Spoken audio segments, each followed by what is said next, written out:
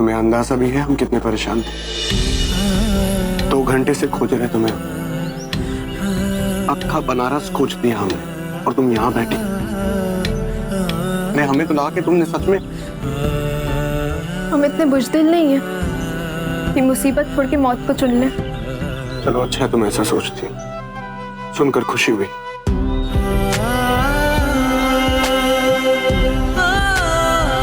हाँ, क्योंकि हमें पता है हमारी कोई गलती नहीं है और अब ये भी समझ चुके हैं जहां तुम रहोगे वहां कोई ना कोई मुसीबत जरूर होगी।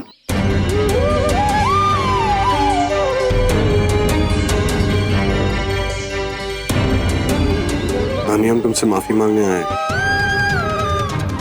तुम्हारी मंगनी टूटने की वजह से घर पे सभी परेशान हैं।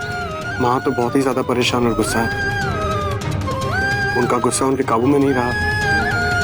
तुम उन्हें दिख गई तो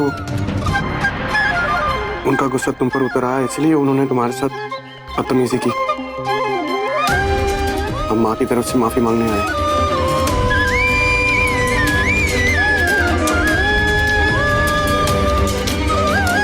माफ कर दो।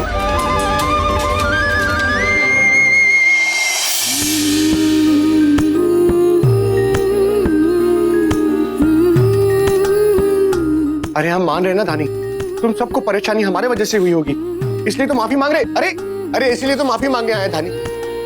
धानी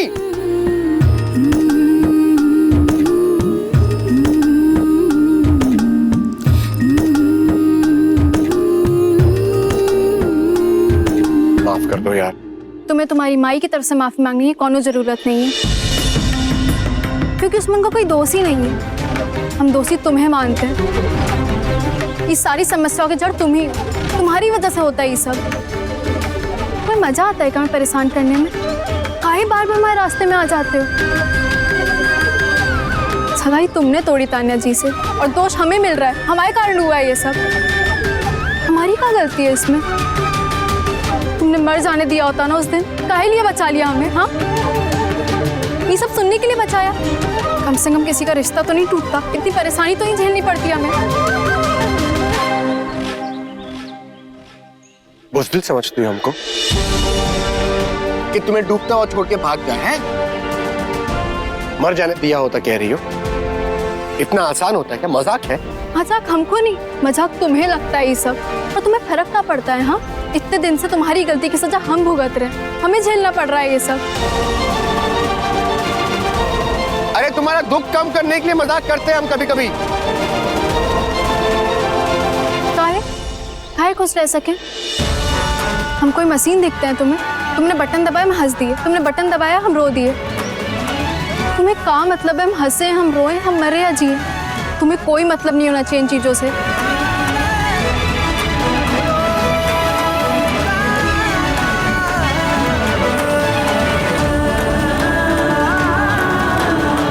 तुम्हें पता तुम्हारी प्रॉब्लम क्या है? तुम वो सबसे पहला कारना अब तक अपने दिमाग में घुसा के बैठी हो। अरे भूल जाओ उसे। हमें पता है हमने गलती की, तुम्हारे लोटे में शराब डाली, लेकिन हम तब से कोशिश कर रहे हैं हमारी गलती सुधारने की। कितनी बार माफी मांग चुके, कितनी सहायता की तुम्हारी, तुम्हारे लिए केस लड़ रहे, लेकिन तुम्हें कोई फर्क नहीं पड़ता। ये सब तुम्हें दिखता ही नहीं है। अरे जब तक तुम ये पुरानी घिसी पिटी बातों को दिमाग से नहीं निकालोगी ना, तुम खुश नहीं रह पाओगी, मुस्कुरा नहीं पाओगी। अरे एक बार ये सारा गंद अपने दिमाग से फेंक कर देखो, जिंदगी कितनी हसीन और खूबसूरत लगेगी। तुम्हारे लिए सब कुछ कितना आसान है ना,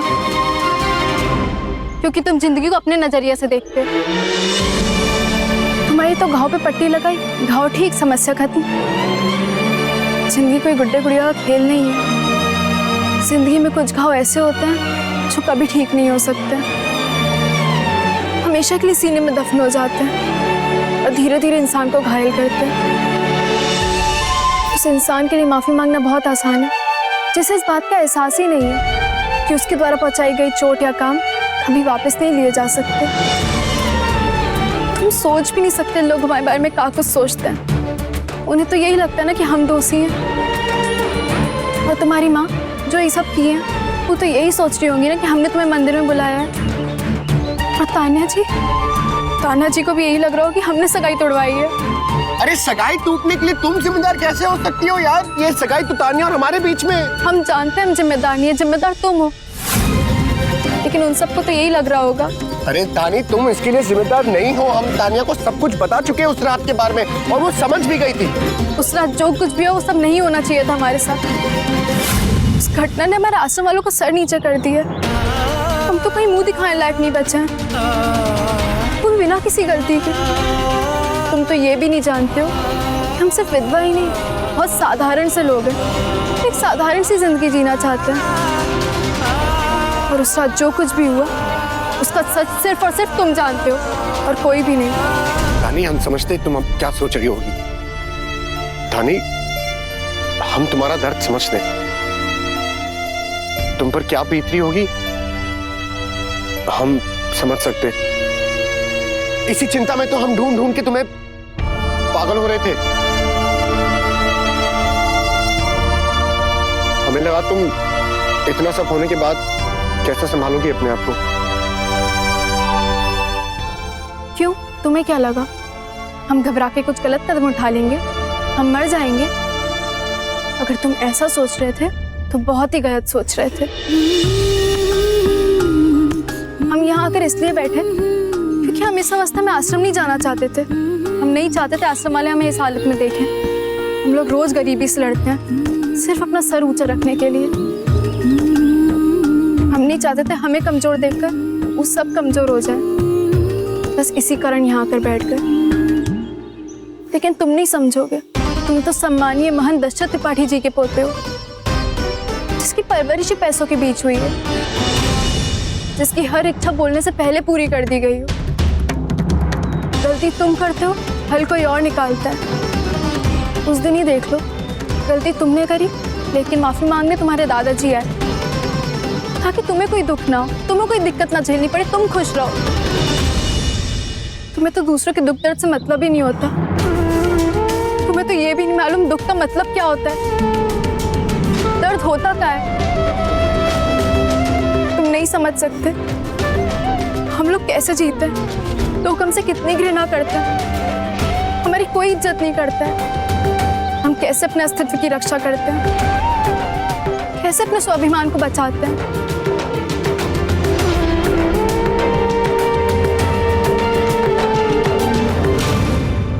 तुम हमारे लिए कुछ करना ही चाहते हो ना, तो हमसे एक वादा करो, आज के बाद किसी औरत का कभी मजाक नहीं उड़ाओगे। और एक वादा और करो कि अब हमारे रास्ते से हमेशा के लिए चले जाओ। हम हाथ जोड़ते हैं, और भगवान के लिए कभी मत आना हमारे रास्ते में।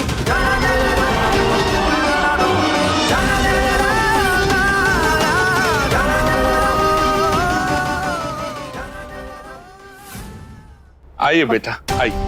अच्छा हुआ आपसे बाहरी भेंट हो गई। आज कैसे आना हुआ? बेटा तुम बैठो, मैं शालू को बुलाता हूँ। अरे नहीं नहीं, आप रुकिए, उसकी कोई जरूरत नहीं है। मुझे यहाँ दादी से कुछ जरूरी बात करनी है, मैं इसलिए यहाँ पे आया हूँ। हाँ हाँ, आइए ना, आइए।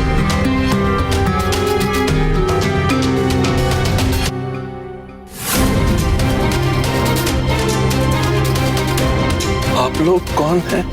ये लोग मेरे साथ हैं दादाजी। अच्छा, नमस्ते। हाँ बेटा, आपको क्या काम था? दादाजी, आपको याद है कि सगाई वाले दिन मैंने आपसे कहा था कि मुझे आपसे कुछ जरूरी बात करनी है? हाँ हाँ, याद है। दरअसल बात यह है दादाजी, मुझे उस सोने का पक्का बिल चाहिए जिसमें उस दिन शालू को तोला गया था।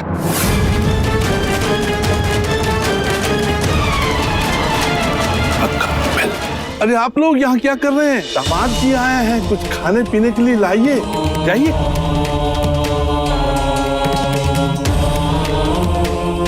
वो क्या है बेटा कि ये सोना लोग हमको उपहार के रूप में देते हैं।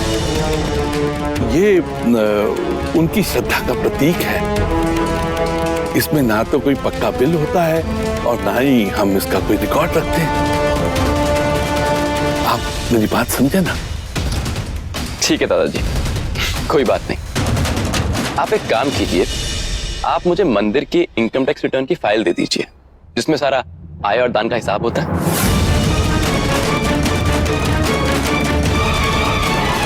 देखिए प्लीज, आप मेरी बात का बुरा मत मानिएगा। आपसे ऐसे इनकम टैक्स रिटर्न की बात करना सही बात नहीं, मैं जानता हूँ ये। और दादाजी, एक इनकम टैक्स ऑफिसर होने के नाते मेरा ये फर्ज बनता है कि मैं हर एक इंसान की इनकम टैक्स रिटर्न चेक करूं। और मैं ये नहीं चाहता कल को लोग ये कहें कि मैंने कानून का, अपने ओहदे का दुरुपयोग किया है। इनकम टैक्स ऑफिसर है हमारे दामाद।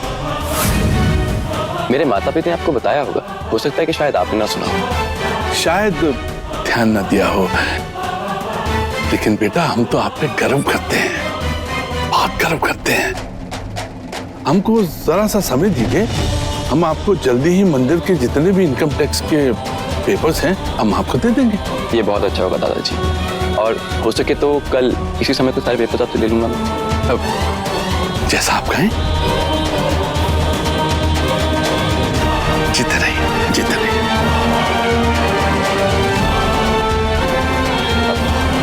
दादाजी, आप प्लीज मेरी बात का बुरा मत मानिएगा।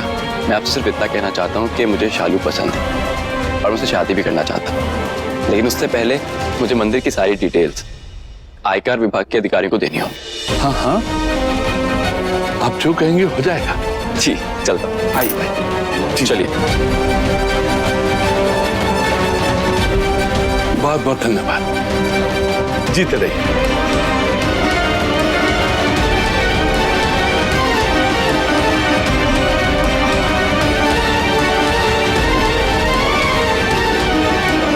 पेपर पर तो सारे मंदिर विप्लव के नाम हैं। हमने तो सब कुछ उसके नाम कर दिया है।